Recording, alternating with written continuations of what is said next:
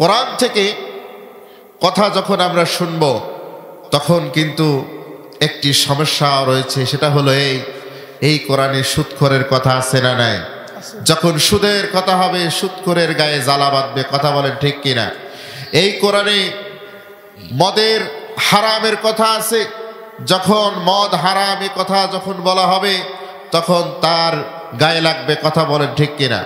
তাহলে কোরআন থেকে কথা হবে যে কোরআনে আল্লাহ যেভাবে বলেছেন সেইভাবে হবে, কথা বলুন ঠিক কিনা?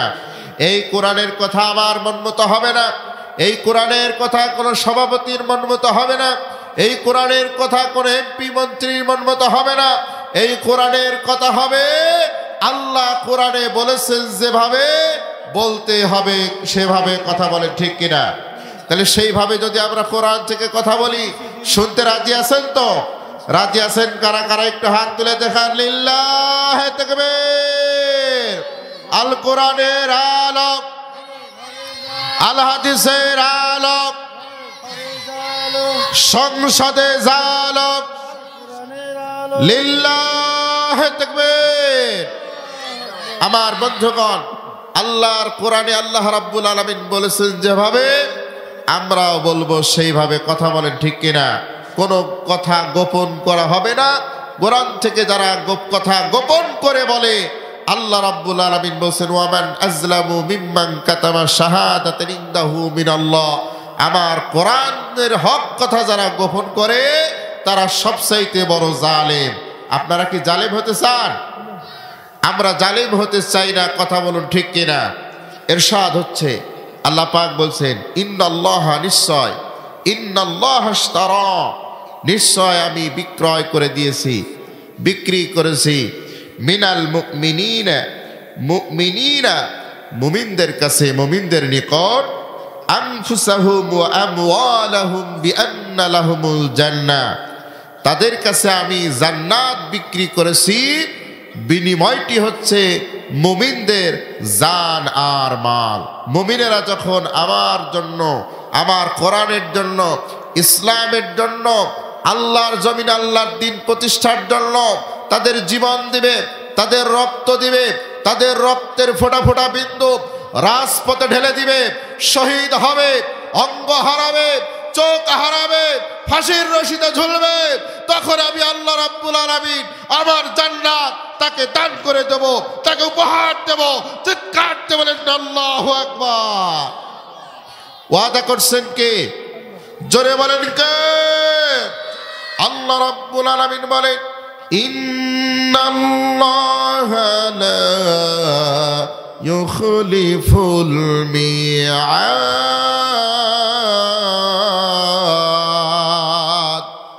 আল্লাহ রাব্বুল আলামিন বলেন নিশ্চয় আল্লাহ রাব্বুল আলামিন ওয়াদা খেলাপ করেন না। সুবহানাল্লাহ। আল্লাহ যদি ওয়াদা করে থাকেন যে জান দিলে, মাল দিলে আমি আল্লাহ জান্নাত দেব, তাহলে আমরা যদি জান আর মাল দেই আল্লাহ রাব্বুল আলামিন অবশ্যই আমাদেরকে জান্নাত দিবেন, কথা বলুন ঠিক কিনা? সম্মানিত উপস্থিতি, আল্লাহর জন্য, কোরআনের জন্য, রাসূলের জন্য, জান্নাতে যাওয়ার জন্য, আল্লাহর দ্বীনের জন্য, আল্লাহর জমিনে আল্লাহর দ্বীন প্রতিষ্ঠার জন্য, বাংলার জমিনে কোরআনের পতাকা পথ করে উড়াবার জন্য, জীবন দিনের জন্য, জান দেওয়ার জন্য রাজি আছেন কারা কারা? দুই হাত তুলে দেখান। লিল্লাহে তাকবীর। আল কোরআনের আলোক, সংসদে জালক, লিল্লাহে তাকবীর, নারায়ে তাকবীর। আমার বন্ধুগণ, জান আর মাল দিলেই জান্নাত পাওয়া যাবে, কথা বলুন ঠিক কিনা? আমার বন্ধুগণ, আল্লাহর নবী সাহাবী হযরতে খুবাইব যখন ইসলাম গ্রহণ করলেন, কাফেররা হযরতে খুবাইবকে বেঁধে ফেলল। হযরতে খুবাইবকে তারা শহীদ করে দিবে। হযরতে খুবাইব বললেন, তোমরা আমাকে শহীদ করে দেওয়ার আগে আমাকে একটু ছেড়ে দাও, আমি আমার আল্লাহ রব্বুল আলামিনের জন্য শেষবারের জন্য বিদায়ের সময় আমি 2 রাকাত নামাজ পড়তে চাই। শেষবারের জন্য আমি আমার আল্লাহ রব্বুল আলামিনের কুদরতি কদমে সেজদা দিতে চাই। জোরে বলেন সুবহানাল্লাহ। আমার বন্ধুগণ, মুফাসসিরিন ইকরামরা লিখছেন হযরত খুবাইব রাদিয়াল্লাহু তাআলা আনহু মৃত্যুর পূর্বে যে মক্কার ওই সময় যখন জুলুম নির্যাতন চরমে চলতেছিল, হযরতে খুবাইবকে যখন তারা হত্যা করে ফেলবে, হযরতে খুবাইবকে শুলে চড়িয়ে হত্যা করবে, হাত পা কেটে তারা হত্যা করবে, ঠিক ওই মুহূর্তে হযরতে খুবাইব যে 2 রাকাত নামাজ পড়েছিলেন, মুফাসসিরিন ইকরামরা লিখছেন এই যে মানুষ যখন মুসলমানদেরকে ফাঁসির কাস্টে ঝোলানো হয়, ফাঁসির কাস্টে ঝোলার পূর্বে যে তারা 2 রাকাত নামাজ আদায় করে, এই 2 রাকাত নামাজ আদায় করার সুন্নাত হচ্ছে হযরতে খুবাইবের সুন্নাত। চিৎকার দিয়ে বলেন না সুবহানাল্লাহ। হযরতে খুবাইব তাদের কাছ থেকে একটু সময় চেয়ে নিয়ে 2 রাকাত নামাজে দাঁড়িয়ে গেলেন। নামাজের মধ্যে তিনি এত মজা পাচ্ছিলেন আমার বন্ধুগণ, হযরতে খুবাইবকে এরপরে যখন নামাজ সমাপ্ত হয়ে গেল, হযরতে খুবাইব কাফেরদের ডেকে বলছেন, ও কাফেররা শোনো, আজকে আমি যে 2 রাকাত নামাজ আদায় করলাম মৃত্যুর পূর্বে, এমন 2 রাকাত নামাজ, এত মজার এত শান্তির নামাজ আমি কোনোদিন পড়ি না। আমার এত ভালো লাগতেছিল, মনে হচ্ছিল নামাজটা যেন শেষ না করি, আরো বেশি সময় ধরে পড়ি। কিন্তু কাফেরের গোষ্ঠী, আমি যদি আমার নামাজটাকে লম্বা করতাম তাহলে তোমরা মনে করতে খুবাইব মৃত্যু দেখে ভয় পেয়ে গেছে, খুবাইব নির্যাতন দেখে ভয় পেয়ে গেছে, এই জন্য সে নামাজের মধ্যে দেরি করতেছে। তোমরা শুনে রাখো, মুসলমান কখনো মৃত্যু দেখে ভয় পায় না। লিল্লাহি তাকবীর। মুসলমান শাহাদাত দেখে ভয় পায় না, মুসলমান কোরআনের জন্য জীবন দিতে ভয় পায় না। কথা বলুন ঠিক কিনা? হযরতে খুবাইব রাদিয়াল্লাহু তাআলা আনহু বললেন, ও কাফেররা, আমার নামাজ পড়া শেষ হয়ে গেছে, আমার রবের সঙ্গে কথা বলা শেষ হয়ে গেছে, তোমরা তোমাদের কাজ শুরু করো। এবার কাফেররা বলছে, খুবাইব শেষবারের মতো তুমি যদি ইসলাম ছেড়ে দাও তোমাকে ছেড়ে দেব। খুবাইব বলে, না আমি ইসলাম ছাড়ব না। বলে, মুহাম্মদকে ছেড়ে দাও। বলে, না ছাড়ব না। বলে, শোনো, ইসলামও থাকবে মুহাম্মদও থাকবে, কিন্তু শোনো, তুমিও থাকবা, শুধুমাত্র তোমার সামনে একবার মুহাম্মদকে আমরা বেইজ্জতি করব, তার গায়ে হাত তুলব, তোমার জায়গায় মুহাম্মদকে আমরা বেঁধে তার উপরে নির্যাতন করব। খুবাইব বলে, ও কাফেরের বাচ্চারা, তার দিকে থুতু দিয়ে বললেন, ও কাফেরের বাচ্চারা শুনে রাখো, আমার জীবন থাকা পর্যন্ত, আমার শিরা উপশিরায় 1 ফোঁটা রক্ত ধাবমান হওয়া পর্যন্ত আমি খুবাইব, আমার সামনে আমার নবীর গায়ে কেউ যদি তোমরা কাফের একটা ফুল দিয়ে টোকা দিতে চাও, আমি খুবাইব আমি মেনে নেব না। লিল্লাহি তাকবীর। একজন মুসলমান যুবক তেমন হবে, তার সামনে কোরআনকে কেউ বেইজ্জতি করতে চাইবে, কোরআনের অবমাননা করতে চাইলে, রাসূলের অবমাননা করতে চাইলে, ইসলামের অবমাননা করতে চাইলে সে মেনে নেবে না। কথা বলুন ঠিক কিনা? হযরতে খুবাইব যখন তার মুখের দিকে থুতু নিক্ষেপ করে যখন তিনি অসম্মতি জানায় দিল, তখন কাফেররা আরো রেগে গেল। হযরতে খুবাইবের ডান হাত কেটে নিল, হযরতে খুবাইবের বাম হাত কেটে নিল, হযরতে খুবাইবের ডান পা কেটে নিল, হযরতে খুবাইবের বাম পাটা কেটে নিয়েছে। 4টা অঙ্গ কেটে নেওয়ার পরে খুবাইব এবার যখন তিনি বুঝতে পারলেন যে এখন আমি শহীদ হয়ে যাব, শাহাদাতের গ্রান, জান্নাতের গ্রানটা যখন তার নাকের মধ্যে চলে এসেছে, ঠিক ওই মুহূর্তে হযরতে খুবাইব সে আল্লাহর ওই কাবা ঘরের দিকে তাকায় বলছে, ফুস্তু রব্বিল কাবা, ও কাবার মালিক, ও আমার জীবনের মালিক রব্বুল আলামিন, ফুস্তু ওয়া রব্বিল কাবা, আমি সফল হয়ে গেছি। চিৎকার দিয়ে বলেন সুবহানাল্লাহ। আমার ডান হাত বাম হাত, ডান পা বাম পা ইসলামের জন্য, কোরআনের জন্য চলে গেছে, কুরবানি দিয়েছে, আমার জীবনটাও ইসলামের জন্য কুরবানি দিয়ে দিলাম, আমি সফল হয়ে গেছি।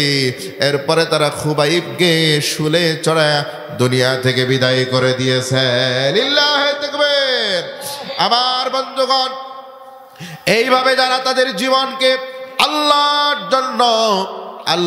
জন্য যারা উৎসর্গ করতে পারবে, তার জীবন এবং তার সম্পদ যারা উৎসর্গ করতে পারবে তাদের জন্য জান্নাতের নিশ্চয়তা দিয়েছেন কে? আমার বন্ধুগণ, মুসলমানেরা শুধুমাত্র সারা জীবন মার খাবে এমন নয়। মুসলমানরা যখন তাদের শক্তি অর্জন হয়ে যাবে, যখন তারা মদিনার জিন্দিগিতে যখন তারা চলে যাবে, যখন তাদের পটভূমি তৈরি হয়ে যাবে, তখন মুসলমানের আর ছেড়ে কথা বলবে না। কথা বলেন ঠিক কিনা? আমার বন্ধুগণ, আল্লাহ নবী মক্কায় মার খেয়েছেন, মদিনায় যাওয়ার পরে ছেড়ে দেন নাই। ঠিক কিনা বলেন? আল্লাহ নবী বদরে প্রতিহত করেছেন, আল্লাহ নবী উহুদের ময়দানে প্রতিরোধ গড়ে তুলেছেন, আল্লাহ নবী হুনাইনের প্রান্তরে প্রতিরোধ গড়ে তুলেছেন। কথা বলেন ঠিক কিনা? আল্লাহ নবী তাবুকের প্রান্তরে প্রতিরোধ গড়ে তুলেছেন। শুধু তাই নয়, আল্লাহ নবী ওই মুতার প্রান্তরে অসম্ভব একটা বাহিনীর সঙ্গে, অসম্ভব একটা বিশাল বাহিনী, ওই বাহিনীর তার মুতার প্রান্তরে যে বাহিনীটা আল্লাহ নবীর সাহাবীদের সঙ্গে যুদ্ধ করতে এসেছিল, তাদের সৈন্য সংখ্যা ছিল 1 লক্ষ, মতান্তরে 2 লক্ষ। আর আল্লাহ নবী তাদের বিরুদ্ধে যুদ্ধে পাঠিয়েছিলেন মাত্র 3000 সাহাবী। কয় হাজার? 3000 সাহাবী যদি 1 লক্ষ মানুষের বিরুদ্ধে যুদ্ধ করে, তাহলে ক্যালকুলেশন করে দেখা যায় একজনের বিপরীতে 33 জন। কয়জন? আরো জোরে বলেন, কয়জন? 33 জন লোকের বিরুদ্ধে জিহাদ করে, লড়াই করে, সংগ্রাম করে, জীবন দিয়ে আল্লাহ পাক ওই মুতার প্রান্তরেও মুসলমানদের বিজয় দিয়েছিলেন। জোরে বলেন সুবহানাল্লাহ। আল্লাহ পাক বলেন ফায়াকতুলুনা ওয়া ইউকতালুন। মুসলমানেরা সারা জীবন শুধু মার খায় না, ওরা মারে এবং মরে, মরে এবং মারে। মুসলমানের সারা জীবন মার খায় না। আমার বন্ধুগণ, এই 16 বছরে আলেমদের গায়ে হাত দেওয়া হয়েছে, দাড়ি টুপিওয়ালাদেরকে যেখানে দেখা হয়েছে সেখানে মারা হয়েছে। কথা বলুন ঠিক কিনা? আমার বন্ধুগণ, এখন সবাই এসেছে সকল জায়গায় প্রতিরোধ গড়ে তোলা। কথা বলুন ঠিক কিনা? আর ছাড় দেওয়া হবে না। কোরআনের বিরুদ্ধে কথা বললে, আমার রাসূলের বিরুদ্ধে কথা বললে, ইসলামের বিরুদ্ধে কথা বললে, ইসলামী আন্দোলনের বিরুদ্ধে কথা বললে আর কাউকে ছেড়ে দেওয়া হবে? এমন পিটানি দেওয়া হবে, এমন মার দেওয়া হবে, দিল্লি যাওয়া ছাড়া আর কোনো জায়গা খুঁজে পাবা না। কথা বলেন ঠিক কিনা? লিল্লাহি তাকবীর। আমার বন্ধুগণ, তাহলে আল্লাহর জন্য যারা জান দেবে আর মাল দেবে তাদের জন্য জান্নাত। কথা বলুন ঠিক কিনা? তাহলে ওই জান্নাতে যেতে হলে জান দেওয়া লাগবে আর মাল দেওয়া লাগবে, নাকি ঘরে বসে থাকলেই হবে?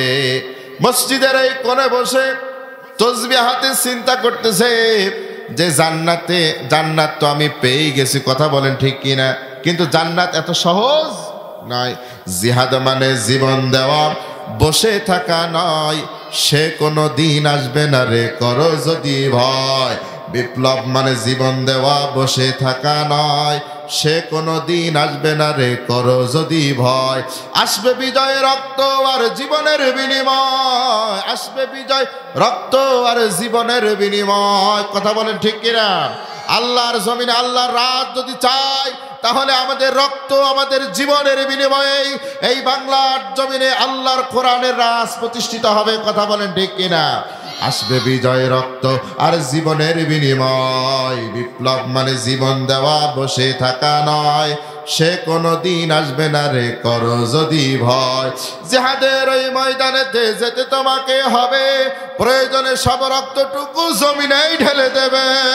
রাজি আছেন তো ভাই? বিপ্লব মানে জীবন দেওয়া, বসে থাকা নয়। সে কোনো দিন আসবে না রে করো যদি ভয়। আসবে বিজয় রক্ত আর জীবনের বিনিময়, আসবে বিজয় রক্ত আর জীবনের বিনিময়। জিহাদের ওই ময়দানেতে যেতে তোমাকে হবে, প্রয়োজনে সব রক্তটুকু জমিনেই ঢেলে দেবে। লিল্লাহি তাকবীর, লিল্লাহি তাকবীর। আমার বন্ধুগণ, যখন আমরা এই কোরআনের জন্য জান দেব, মাল দেব, তখনই আল্লাহর জমিনে আল্লাহর দিন প্রতিষ্ঠিত হবে। কথা বলেন ঠিক কিনা? আমার বন্ধুগণ, একান্ত বন্ধুরা আমার, আল্লাহর নবী জনাবে মুহাম্মদুর রাসূলুল্লাহ সাল্লাল্লাহু আলাইহি ওয়াসাল্লাম আল্লাহর দ্বীনের জন্য জান দেবে কারা, মাল দেবে কারা? তাদের জন্য আল্লাহর নবী একটি যুদ্ধের জন্য সেনাবাহিনী প্রেরণ করবেন। সেই যুদ্ধের নাম হলো মুতার যুদ্ধ। মুতার প্রান্তরে রোমান সৈন্যদের বিরুদ্ধে যুদ্ধ হবে। বাদশা সুরাহবিল 1,00,000 সৈন্য আমার নবীজির জন্য সুসজ্জিত করলেন, অস্ত্র দিয়ে, ঘোড়া দিয়ে, তাদেরকে খাবার দিয়ে আমার নবীজির বিরুদ্ধে প্রেরণ করবে। আমার বন্ধুগণ, আমার নবীজির কানে খবর এসে গেল, আমার নবীজি ওই দাম্ভিক স্বৈরাচারী বাদশা সুরাহবিল, যার 1,00,000-এর অধিক সৈন্য ছিল, অনেক সৈন্য থাকার কারণে, তার ভূখণ্ড অনেক বড় হওয়ার কারণে সে দাম্ভিক ছিল। আমার নবীজি জনাবে মুহাম্মদুর রাসূলুল্লাহ সাল্লাল্লাহু আলাইহি ওয়াসাল্লাম, আমার বন্ধুগণ, একান্ত বন্ধনের আমার নবীজি ওই বাদশা সুরাবিলের কাছে একটা রাষ্ট্রদূত পাঠিয়েছিলেন। আমার নবীজি একটি চিঠি পাঠিয়েছিলেন, কোরআনের দাওয়াত পাঠিয়েছিলেন, কিন্তু আমার নবীজির দাওয়াতকে প্রত্যাখ্যান করে আমার নবীজির সেই চিঠিটা ছিঁড়ে টুকরো টুকরো করেছিল ওই সাহাবীর সামনে। শুধু তাই নয়, ওই সাহাবীকে তরবারি দিয়ে ওই সাহাবীকে হত্যা করেছিল। ওই সময় নিয়ম ছিল, কোন রাষ্ট্রদূতকে হত্যা করা যাবে না। যারা একটি রাষ্ট্রের বার্তা আরেকটা রাষ্ট্রের প্রেসিডেন্টের কাছে, রাজার কাছে, বাদশার কাছে পৌঁছায় দেয়, এই মানুষগুলো খুব সম্মানিত, রাষ্ট্রীয় মর্যাদা পেত, লাল গালিচার সংবর্ধনা পেত। লাল গালিচার সংবর্ধনা দিয়ে তাদের কাছ থেকে সেই দাওয়াতপত্র চিঠিটা গ্রহণ করত। কিন্তু যখন আমার নবী যেই চিঠিটা বাদশা সুরাহবিলের কাছে পাঠালেন, রোমান বাদশা, ওই বাদশা এই চিঠি পাওয়ার সঙ্গে সঙ্গে যখন দেখতে পেল যে মুহাম্মদ সাল্লাল্লাহু আলাইহি সাল্লামের উপর ঈমান আনতে হবে, আল্লাহর উপর ঈমান আনতে হবে, কোরআন মেনে নিতে হবে, তখন সে কোরআন মানতে পারে না, আমার নবীজিকে নেতা মানতে পারে না, আমার আল্লাহকে প্রভু হিসেবে মানতে পারে না। এই স্বৈরাচার দাম্ভিক এই বাদশা আমার নবীজির সেই দাওয়াত পত্র সে ছিঁড়ে টুকরো টুকরো করে ফেলল। আর ওই যিনি দাওয়াত নিয়ে গিয়েছিলেন সেই বার্তাবাহককে সে জবাই করে দুনিয়া থেকে বিদায় করে দিল।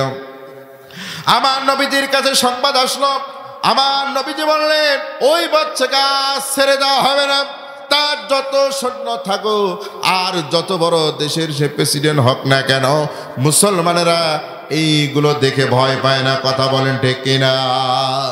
আমার বন্ধুগণ, আল্লাহ নবী এবার ওই রোমান সৈন্যদের বিরুদ্ধে যুদ্ধের জন্য আমার নবীজি সাল্লাল্লাহু আলাইহি সাল্লাম মসজিদে নববীর মধ্যে তিনি তার সৈন্যদেরকে তিনি কমান্ড করছেন। তার ভিতরে আল্লাহ নবী বললেন, সাহাবীরা, তোমাদেরকে ওই রোমান সৈন্যদের বিরুদ্ধে যুদ্ধ করতে হবে মুতার প্রান্তরে। সেখানে যুদ্ধে আল্লাহ নবী সাল্লাল্লাহু আলাইহি ওয়াসাল্লাম বললেন, তোমাদের মধ্যে এই যুদ্ধে নেতৃত্ব দিবে হযরতে যায়েদ। হযরতে যায়েদ কোথায় আছো? দাঁড়াও। যায়েদ ইবনে হারিসা রাসূলুল্লাহ সাল্লাল্লাহু আলাইহি সাল্লামের পালক পুত্র ছিলেন। তিনি দাঁড়ায় গেলেন, বললেন, লাব্বাইক ইয়া রাসূলুল্লাহ। জোরে বলেন সুবহানাল্লাহ। আমার বন্ধুগণ, এরপর আল্লাহর নবী বললেন, 2 নম্বরে যুদ্ধের জন্য আমি 2 নম্বর সেনাপতির নাম ঘোষণা করব। আল্লাহর নবী ঘোষণা করলেন, তার নাম বললেন, কে এখানের এর মধ্যে আসো? জাফর ইবনে আবু তালেব। কোথায় আসো? দাঁড়াও। জাফর ইবনে আবু তালিব আল্লাহর নবীর আপন চাচাতো ভাই, তিনি দাঁড়ায় আল্লাহর নবীকে সালাম দিলেন। 3 নম্বরে আল্লাহর নবী বললেন, আব্দুল্লাহ ইবনে রওহা। কোথায় আসো? আব্দুল্লাহ ইবনে রওহা দাঁড়ায় গেলেন। আমার বন্ধুগণ, আল্লাহ নবী জনাবে মুহাম্মদুর রাসূলুল্লাহ যখন কোন জায়গায় তিনি বাহিনী প্রেরণ করতেন, সাধারণত তিনি একজন কমান্ডার, একজন সিপাহসালার, একজন আমির নিযুক্ত করে দিতেন। কিন্তু আল্লাহ নবী এখানে যখন তিনি বাহিনী প্রেরণ করলেন, আমির নিযুক্ত করলেন কয়জন? 3 জন কমান্ডার নিযুক্ত করে দিলেন। আমার ভাইরা, একান্ত বন্ধুরা আমার, 3 জন নিযুক্ত করলেন। সাহাবীরা বুঝতে পারলেন, যাদের নাম ঘোষণা করা হয়েছে তারাও বুঝতে পারলেন যে এই ঘোষণা করার হিকমত হলো, প্রথমে যার নাম ঘোষণা করা হয়েছে তিনি শহীদ হয়ে যাবেন, দ্বিতীয় জন যার নাম ঘোষণা করা হয়েছে তিনিও শহীদ হয়ে যাবেন, তৃতীয় জন যার নাম ঘোষণা করা হয়েছে তিনিও শহীদ হয়ে যাবেন। চিৎকার দিয়ে বলেন সুবহানাল্লাহ। এটা বোঝার পরেও তারা যে আল্লাহর জমিন আল্লাহর দিন প্রতিষ্ঠার জন্য যুদ্ধের ময়দানে গেলে, মুতার প্রান্তরে গেলে শহীদ হয়ে যাবেন, এটা বোঝার পরেও তারা আমার বন্ধুগণ আল্লাহর নবীকে একবারের জন্য বলে নাই ইয়া রাসূলুল্লাহ আমার একটু সমস্যা আছে আমি যাব না। কারণ তারা জানতেন আল্লাহর জন্য যারা জীবন দিবে তাদের জন্য আল্লাহর জান্নাত। কথা বলুন ঠিক কিনা? মরতে দেরি হবে, আল্লাহর জান্নাতে যেতে দেরি হবে। আমার বন্ধুগণ আল্লাহর নবী এই তিনজনকে বললেন তোমরা তোমাদের পরিবারের কাছ থেকে তোমরা বিদায় নিয়ে চলে আসো, দ্রুত জিহাদের ময়দানে চলে যেতে হবে। হযরতে যায়েদ ইবনে হারেসা বললেন ইয়া রাসূলুল্লাহ ইয়া হাবিবাল্লাহ আমার তো যাওয়ার কোনো জায়গা নাই, আপনি আমার বাবা। রাসূলুল্লাহ সাল্লাল্লাহু আলাইহি সাল্লামের যেগুলো পুত্র সন্তান ছিল তারা খুব ছোটবেলায় মারা যায়, আল্লাহর নবী তাকে লালন পালন করেন, পালক পুত্র ছিলেন, এই জন্য তিনি রাসূলুল্লাহকে পিতা হিসাবে সম্মান করে ডাকতেন। বললেন আপনি আমার বাবা, আর হযরতে আয়েশা আমার মা, আমি আর কার কাছ থেকে বিদায় নিব? আপনি আদেশ করেছেন, আর আমার মা আয়েশা ঘরের মধ্যে বসেই শুনেছে, আমি কার কাছে যাব? আমার অনুমতি নেওয়া হয়ে গেছে। হযরতে জাফর ইবনে আবু তালেব বাড়িতে চলে গেলেন। বাড়ি যাওয়ার পরে তিনি তার স্ত্রীকে বলছেন, স্ত্রী রে জিহাদের ময়দানে যেতেছি, আল্লাহ নবী মুতার প্রান্তরে যুদ্ধ হবে কাফেরদের বিরুদ্ধে, রোমান সৈন্যদের বিরুদ্ধে। সেখানে আল্লাহ নবী তিনজন সেনাপতির নাম ঘোষণা করেছেন। আমার আগে একজন সেনাপতি আছে, আমার পরে একজন সেনাপতি আছে, আমি নির্ঘাত শহীদ হয়ে যাব মুতার প্রান্তরে।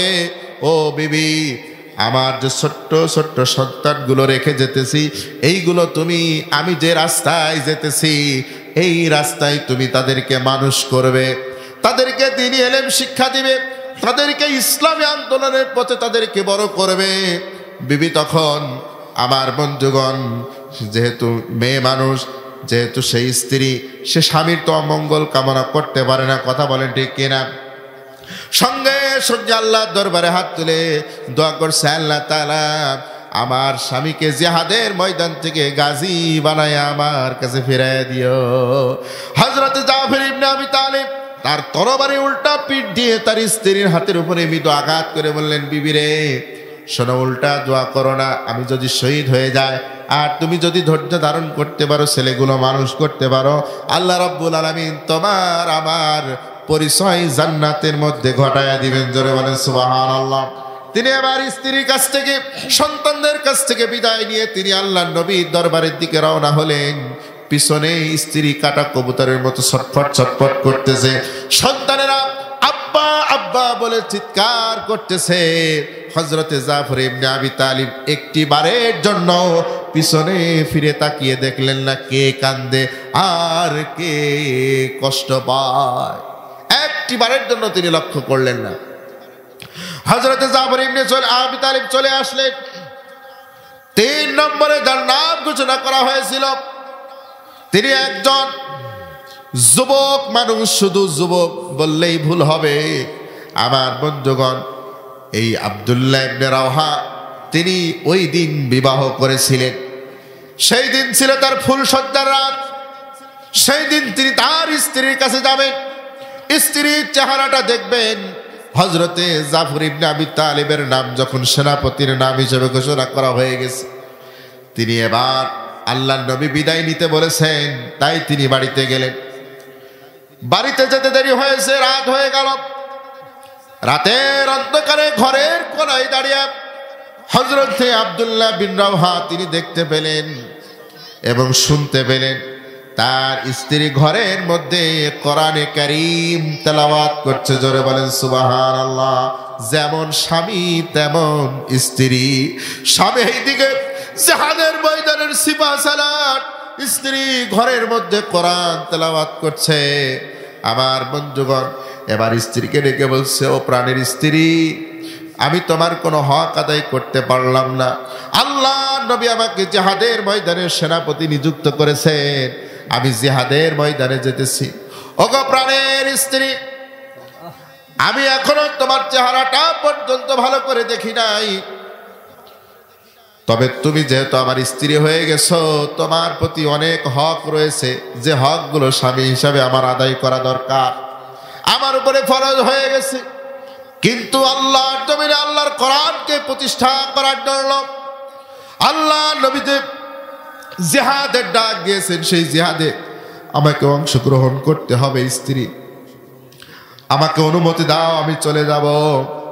স্ত্রী বলতেছে, ওগো প্রাণের স্বামী, আপনি একটু ঘরের মধ্যে আসুন, একটু ঘরের মধ্যে আসুন, আমার অনুরোধ, একটু ঘরের মধ্যে আসবেন। একটি বারের জন্য যদি ঘরের মধ্যে আসেন, আমি আমার প্রাণের স্বামীর চেহারাটা এক নজর ভালো করে দেখে নিতে চাই। আমি জিহাদের ময়দানে আপনি যাবেন, আমি বাধা দিব না।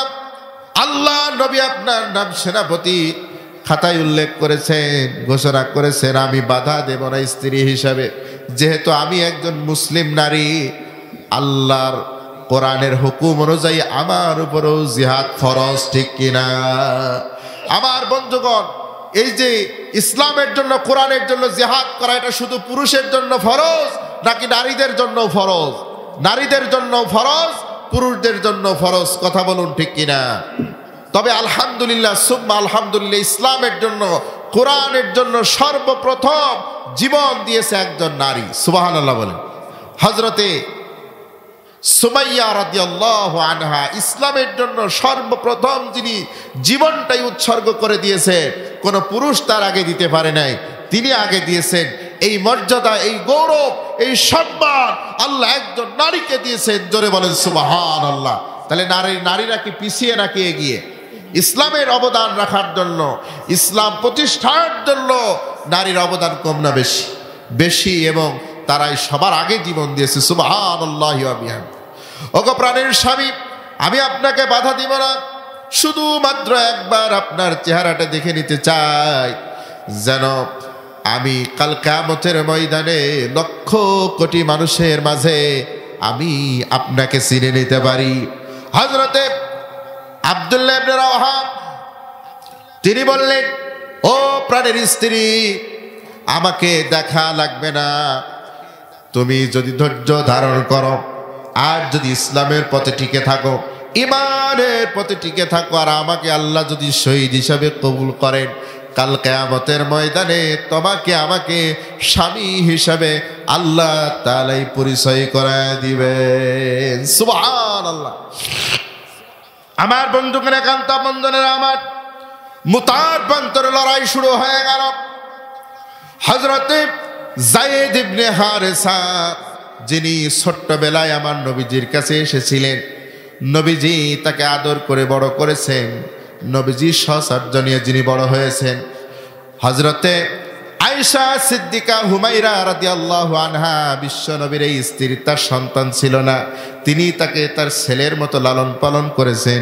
এই হযরতে যায়েদ ইবনে হারেসা, আমার নবীজি এই ভালোবাসার মানুষটি মুতার প্রান্তরে লড়াই করতে করতে অসংখ্য কাফেরকে দুনিয়া থেকে বিদায় করে দিয়ে জাহান্নামের টিকিট ধরায় দিয়া হযরতে যায়েদ ইবনে হারেসা তিনি শহীদ হয়ে গেলেন। চিৎকার দিয়ে বলেন আল্লাহু আকবার। হযরতে যায়েদ ইবনে হারেসা শহীদ হয়ে গেলেন। এরপরে ইসলামের ওই পতাকা, কালেমার পতাকাটা হযরতে জাফর ইবনে আবু তালেব ধরলেন। হযরতে জাফর ইবনে আবু তালেব ইসলামের পতাকা এক হাত ধরে আরেক হাত দিয়ে তিনি এবার কাফেরদের সঙ্গে লড়াই করছেন। কাফেরদের সঙ্গে লড়াই করতে করতে তিনি শত্রুদের মাঝখানে ঢুকে পড়ে অসংখ্য শত্রুকে, অসংখ্য কাফের বেঈমানকে তিনি দুনিয়া থেকে বিদায় করে দিয়ে হযরতে জাফর ইবনে আবু তালেব, তার হাতের উপরে একটা আঘাত আসলো। আঘাত আসার পরে হযরতে জাফর ইবনে আবু তালেবের হাত কেটে এবার চামড়ার সঙ্গে একটু ঝুলে আছে, হাতটা এইভাবে ঝুলতেছে। তার তরবারি চালাতে কষ্ট হচ্ছে, যুদ্ধের ময়দানে লড়াই করতে কষ্ট হচ্ছে। তিনি এবার তার ওই কাটা হাতটা এবার তিনি তার পায়ের নিচে দিয়ে এইভাবে একটা টান দিয়ে এই জুলের থেকে হাত দিয়ে তিনি ছিঁড়ে ফেললেন। ছিঁড়ে ফেলে দিয়ে আল্লাহর কোরআনের জন্য লড়াই করতে করতে, সংগ্রাম করতে করতে যখন তিনি কাফেরদের মধ্যে ঢুকে পড়লেন, এক পর্যায়ে অসংখ্য কাফেরকে নিহত করে তিনিও শহীদ হয়ে গেলেন। জোরে বলেন সুবহানাল্লাহ। আমার বন্ধুগণ, শহীদ হওয়ার পূর্বে এইভাবে হাদিসের মধ্যে এসেছে হযরতে জাফর ইবনে আবু তালিবের হাত কেটে ফেলে দেওয়া হয়েছিল, 2 হাত কেটে ফেলে দেওয়া হয়েছিল, পা 2টা কেটে ফেলে দেওয়া হয়েছিল। হযরতে জাফর ইবনে আবি তালিব তিনি এই মুখের মধ্যে ইসলামের কালেমার পতাকা দাঁত দিয়ে কামড়া উঁচু করে ধরে রেখেছিলেন। জোরে বলেন সুবহানাল্লাহ। 3 নম্বর সেনাপতি হযরত আব্দুল্লাহ ইবনে রাওয়াহা তিনি দৌড় দিয়ে জাফর ইবনে আবু তালিবের কাছে গেলেন, যে দেখলেন তার হাতগুলো পাগুলো কাটা এই দিকে পড়ে আছে, কিন্তু শুধুমাত্র তিনি দাঁত দিয়ে ইসলামের পতাকাটা উঁচু করে ধরে রেখেছেন। আব্দুল্লাহ ইবনে রাওয়াহাকে বললেন, ও আব্দুল্লাহ ইবনে রাওয়াহা, আমি আমার নবীদের কাছে বলে দিও আমি জাফর ইবনে আবু তালিবের হাত কেটে ফেলে দেওয়া হয়েছে, পা কেটে ফেলে দেওয়া হয়েছে, এরপরও আমি ইসলামের পতাকা একটি মুহূর্তের জন্য মাটিতে পড়তে দেই নাই। জোরে বলেন সুবহানাল্লাহ। দাঁত দিয়ে কামড়ে উঁচু করে দেখে ধরে রেখেছি। হযরতে আব্দুল্লাহ ইবনে রাওয়াহা এবার তিনি ওই পতাকাটা ধরলেন, ইসলামের পতাকা ধরে সেনাপতির দায়িত্ব তিনি গ্রহণ করলেন। হযরতে জাফর রাদিয়াল্লাহু তাআলা শহীদ হয়ে আল্লাহর জান্নাতের মেহমান হয়ে গেলেন। জোরে বলেন সুবহানাল্লাহ। হযরতে আব্দুল্লাহ ইবনে রাওয়াহা তিনি এবার পতাকা ধরে এবার তিনি সামনের দিকে অগ্রসর হতে লাগলেন। অগ্রসর হয়ে অসংখ্য কাফের সৈন্যকে তিনি নিহত করে হযরতে আব্দুল্লাহ ইবনে রাওয়াহা তিনিও শহীদ হয়ে গেলেন। জোরে বলেন সুবহানাল্লাহ। 3 জন সেনাপতি শহীদ হয়ে গেছেন। আল্লাহর নবী ওই 3000 সৈন্যকে আল্লাহর নবী বলে দিয়েছিলেন যে তোমরা শোনো, যখন এই 3 জন শহীদ হয়ে যাবে তখন তোমরা তোমাদের মধ্য থেকে একজনকে সেনাপতি নিযুক্ত করে নিবে। পরামর্শ করে সমস্ত সাহাবীরা 3000 সাহাবীরা এবার পরামর্শ করে একজন ব্যক্তিকে সেনাপতির দায়িত্ব দিলেন। তিনি আর কেউ নয়, তিনি হচ্ছেন হযরতে খালিদ সাইফুল্লাহ, খালিদ বিন ওয়ালিদ। চিৎকার দিয়ে বলেন সুবহানাল্লাহ। খালিদ বিন ওয়ালিদ রাদিয়াল্লাহু তাআলা এমন একজন সেনাপতি, তিনি যেই যুদ্ধে অংশগ্রহণ করতেন সেই যুদ্ধে মুসলমানেরা কোনোদিন পরাজিত হতো না। সুবহানাল্লাহ। মুসলমানদের সৈন্যের সংখ্যা মাত্র 3000। কয় হাজার? 3000 সৈন্য। আর কাফেরদের সৈন্য হচ্ছে 1 লক্ষ। কয় লক্ষ? 1 লক্ষ সৈন্য। 3000 দিয়ে যদি 1 লক্ষকে ভাগ দেন তাহলে একজনের বিপরীতে 33 জন করে লোক হয়ে যায়। 33 জন লোকের বিরুদ্ধে 1 জন লোক এইভাবে লড়াই করতেছে। 3-4 দিন লড়াই হয়ে গেছে, কোনো বিজয় আসতেছে না, কোনো ফলাফল আসতেছে না। কিন্তু আল্লাহ রাব্বুল আলামিন খালিদ বিন ওয়ালিদকে এমন ভাবে তিনি তার মেধা দিয়েছেন, এমন ভাবে রণকৌশল আল্লাহ রাব্বুল আলামিন তাকে দিয়েছেন।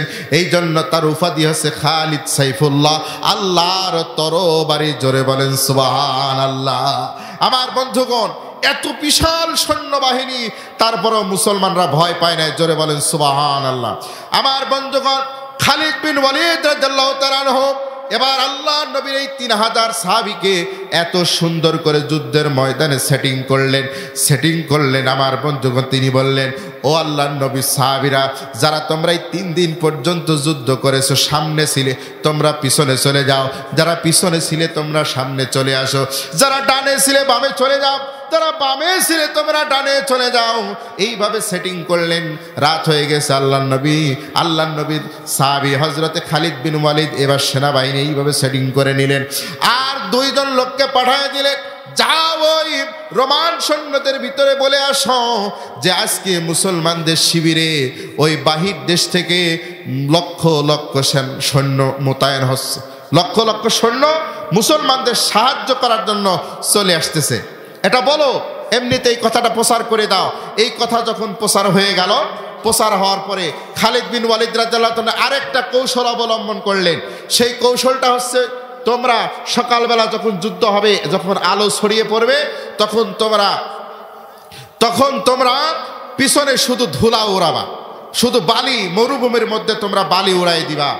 আর আরেকটা কৌশল হচ্ছে, সারা রাত আমাদের মাঝে যে ঘোড়াগুলো আছে, সারা রাত এই ঘোড়াগুলো জাগাই শুধু দাবড়াও, একটা জায়গার মধ্যে শুধু সারা রাত ঘোড়ার পায়ের আওয়াজ হবে। এই 3টা কৌশল অবলম্বন করলেন। তখন ওই কাফেররা চিন্তা করলো, তাই তো সারা রাত এই যে ঘোড়ার পায়ের আওয়াজ হচ্ছে, তার মানে অন্য দেশ থেকে মুসলমানদের জন্য সাহায্য আসতেছে। কৌশল ওরা করে ষড়যন্ত্র, আর মুসলমানেরা করে কৌশল অবলম্বন করে। কথা বলেন ঠিক কিনা? আগস্টে যে একটা এই যে আমরা স্বাধীনতা পেয়েছি, একটা ছাত্রদের একটা কৌশলের কারণে তারা হেরে গেছে। কথা বলেন ঠিক কিনা? ছাত্ররা বলেছিল যে আমরা 6 তারিখে একটা লং মার্চ ছিল, সেই 6 তারিখের লং মার্চটা যখন তারা একদিন আগায় নিয়ে আসছে, তখন তারা আর পরিকল্পনা করে কুল পায় নাই, শেষকালে পলায়া দিল্লি চলে যাওয়া লাগেছে। কথা বলেন ঠিক কিনা? আমার বন্ধুগণ, এবার হযরতে খালিদ বিন ওয়ালিদ রাদিয়াল্লাহু তাআলা 3টা কৌশল যখন অবলম্বন করলেন, ওরা সারা রাত ঘোড়ার পায়ের আওয়াজ শুনে ভীত হয়ে গেছে। তাহলে তো মুসলমানদের অন্য দেশ তাদেরকে সাহায্য করতেছে, তাদের মিত্র দেশ, আর অন্যান্য মুসলমানরা হয়তো তাহলে এই যুদ্ধে অংশগ্রহণ করছে, তাহলে মুসলমানদের সংখ্যা বাড়ছে। ওরা মুসলমানকে এমনি দেখলেই ভয় পায়, আর সংখ্যা বেশি তো দেখলে তা আরো খবর আছে। কথা কোন ঠিক কিনা? এরপরে যখন সকাল হলো, সকাল হওয়ার পরে ওরা যুদ্ধ করার সময় যখন সামনে গেছে, সামনে যায় দেখে, আরে আমরা আজ 3 দিন ধরে যাদের সামনে যুদ্ধ করলাম, এখন দেখতেছি এরা সব নতুন সেট, মানে নতুন প্লেয়ার, তার মানে সব বাহির থেকে আসছে। কিন্তু কৌশলটা কি? সামনের লোক পিছনে চলে গেছে। এরপরে 3 নম্বর কৌশল হচ্ছে, পিছনে যখন বালি উঠতেছে, ধুলা উঠতেছে, ওরা চিন্তা করছে সারা রাত তো সৈন্য আসছে, এখনো সৈন্য এসেই যাচ্ছে, তার মানে পরাজয় আর বেশি দূরে নয়। আমার বন্ধুগণ, ইতিহাসের মধ্যে লেখা হয়েছে মুসলমানদের মাত্র 12 জন শহীদ হয়েছিল।